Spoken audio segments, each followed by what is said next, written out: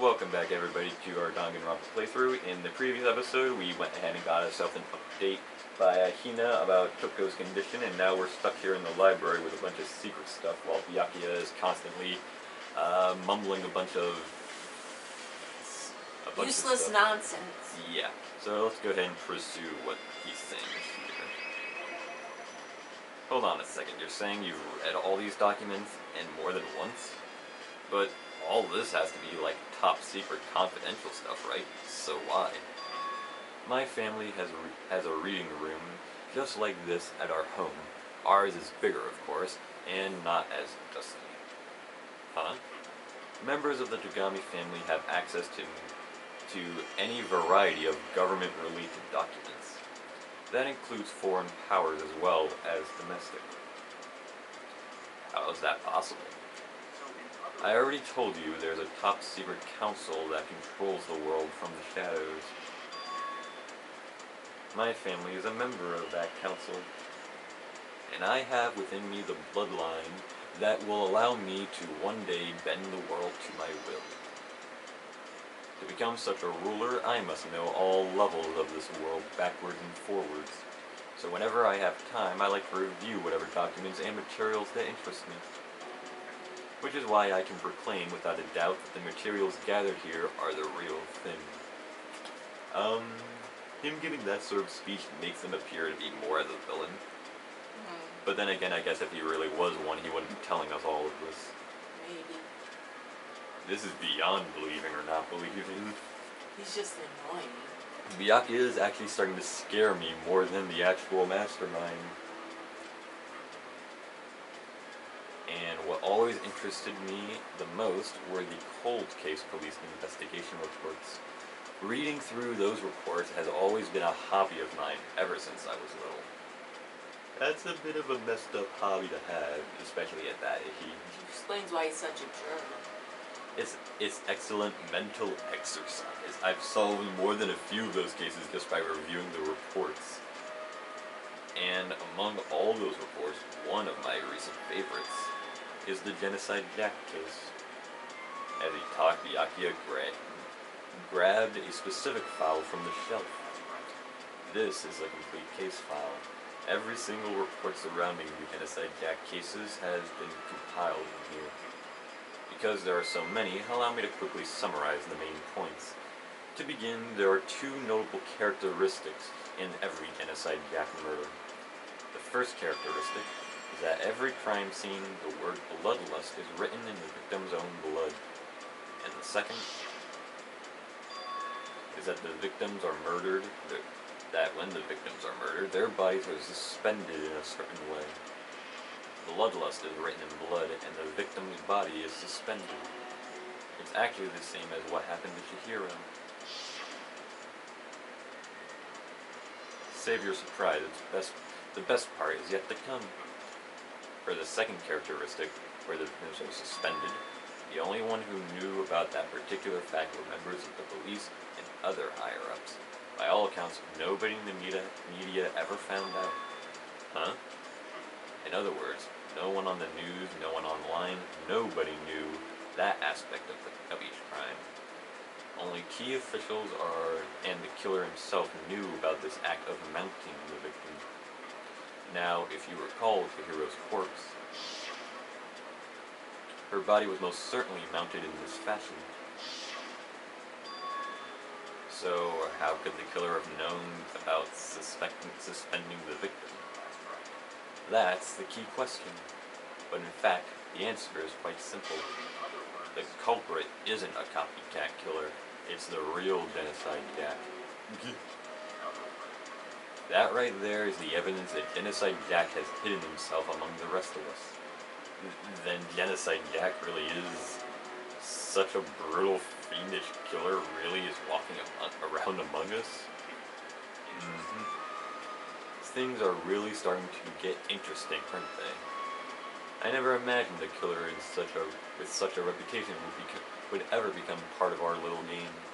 Now, don't you think it would be good for you to take a look at what I've already seen? You might just manage to fray out a clue or two. If you get down on your knees and beg, I might even show you myself.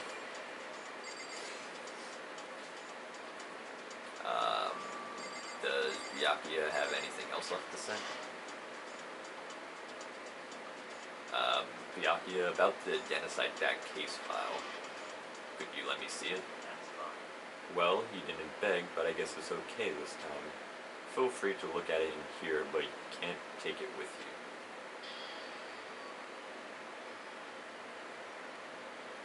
Byakuya handed me the file, and I flipped through it with tense, nervous fingers. Suddenly, my hand stopped. I had reached a page where photos from the scene of each crime had been collected. Names of Genocide Jack's victims ran on for several pages. Ken Harada, 32, Tetsushiro Hondo, 17, Sho Higaku, 23, Kano Izai, 14, Keshi Yoshida, 30,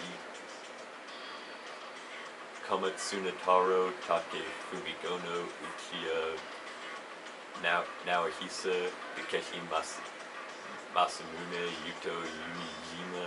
There was no end to it. Alright, all these people are dudes, and they're all suspended by scissors, not ropes and stuff. Yeah. No, I don't think it's Genocide Jack. But one thing became perfectly clear as I read. All the killer's countless victims were killed and suspended in exactly the same way. And the scene of every murder, the word bloodlust was left in the victim's own blood.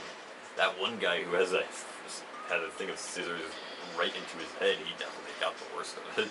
Yeah. Now take a look at the next page and you'll find another interesting tidbit. The next page.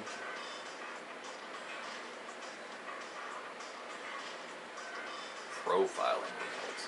All the crimes took place either on weekdays at night or during the holidays, either day or night. The most common time for the killings to take place was on holidays in the afternoon. Based on these facts, it could be suggested that the suspect may be a student. Evidence suggests that the suspect lingered at the scene, but when they did leave, they were in a panic.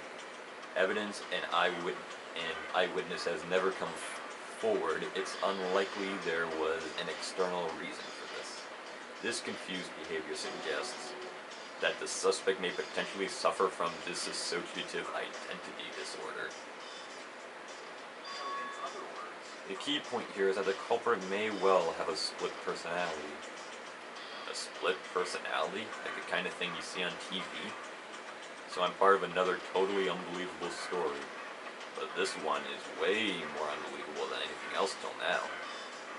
Or maybe it really isn't. I don't know. I feel like my mind has gone numb. I feel like my mind started going numb once Byakuya started talking. Well, looks like we got that now as one of our bullets. Alright, we should get going soon. Where are we going?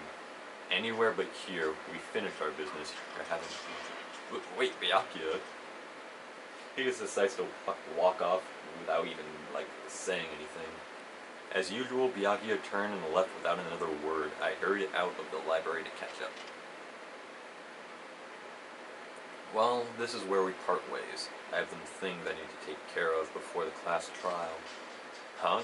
Just all of a sudden like that? Come on, enough of your annoying misapprehensions. Do you really think we'd be together the whole time? Take responsibility for yourself and do something useful. Move the investigation forward on your own. Well, goodbye. Just like that, he was gone. Just as quickly as he asked me to join him, he cut me off. In the end, I felt like I was just some plaything getting tossed around.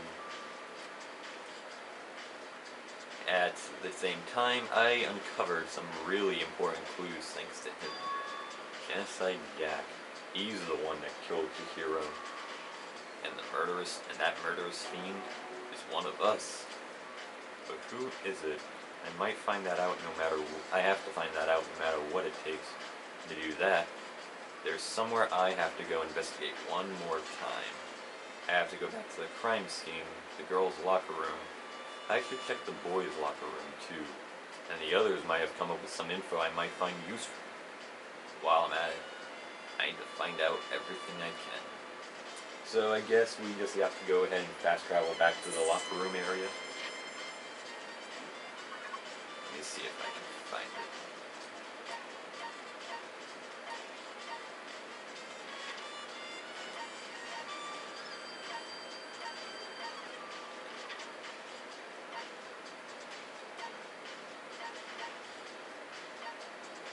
Oh, I think it looks like we have some people, other people we can talk to. I guess Hina's done keeping guard on Toko. Oh, Hina, how's Toko doing? Same as before. She will not come out, and she just keeps mumbling something about that Genocide Jack. So I just left her there. You left her? My head was all swimmy, and I was getting pretty hungry. Yeah. Oh, but don't worry, I'm gonna head back as soon as I'm done eating. Toko's not exactly pleasant, but I'm still worried about her. Speaking of which, what are you eating? A donut, of course. Of course. There are two things I'm sure that God created: outer space and donuts. Really? I bet Chichiro would have liked to eat more donuts. Maybe that's her one big regret. I should have spent more time with her. Come to think of it, who did she spend time with? She's a little bit strange, and she didn't really like to hang out with the other girls that much. It was like she was trying to keep her distance from us. Actually, Sakura said something similar. She said that even though you and her invited Chihiro to exercise with you, he always refused. That's true, and it wasn't us either. It was like she stayed away from all of the girls. Was she just shy? I don't know. She talked to the boys all the time. Isn't it kind of weird to be shy around your own, but totally fine with the opposite? Oh, wait. Maybe she was used to guys spoiling her. The law says you can't judge a book by its cover, right? I think so. I never really saw her as that kind of girl.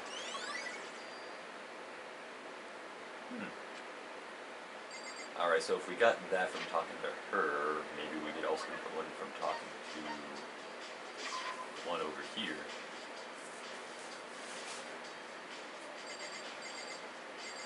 Let's see what Celeste has to say. Celeste, what are you doing here?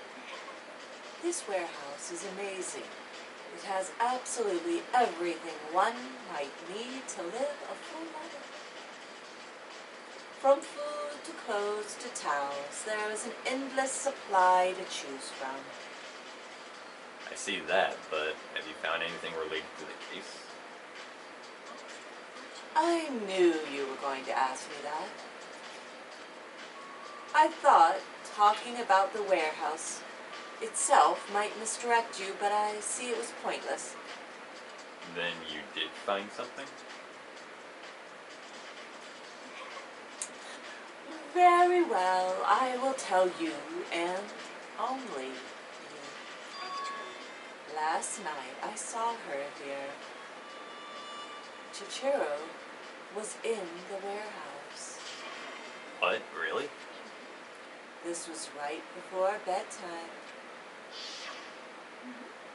What are you doing out this late? Oh, I was just... Are you planning to go exercise, perhaps? What? How did you know?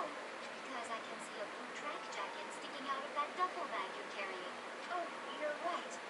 Thanks. Well, I'd better get going. I'm kind of in a hurry.